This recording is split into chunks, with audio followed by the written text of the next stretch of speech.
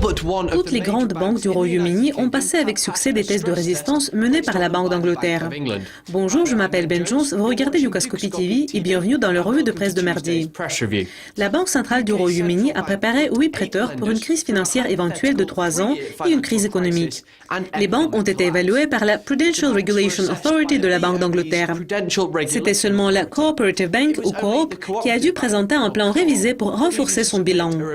Les RBS et Lloyds viennent de passer le test et ont déjà commencé à améliorer leur position de capitaux propres, ce qu'il leur est nécessaire de faire.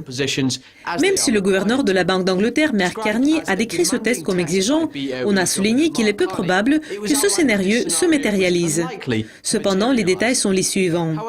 La livre sterling a chuté de 30% et le prix de l'immobilier de 35%. Le taux d'intérêt a augmenté jusqu'à 4,2% et l'inflation a atteint 6,6%. 12% de la population était au chômage. Le PIB a chuté de 3,5% et les actions ont reculé de 30%. C'était le premier test de ce genre. Et les 5 banques qui ont passé le test et n'ont pas besoin de prendre des mesures supplémentaires sont HSBC, Barclays, Santander, Standard Chartered et Nationwide.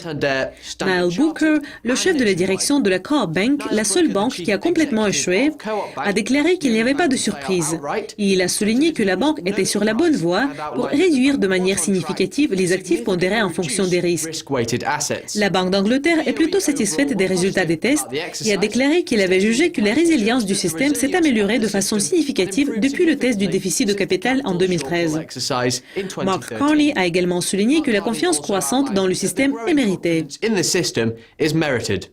Bon, c'est tout pour la revue de presse d'aujourd'hui. Merci d'être avec nous. Restez à l'écoute de Dukascopy TV et plus tard, Dorian McDermott va vous présenter la première édition du coin des matières premières de la semaine. Pour le moment, au revoir.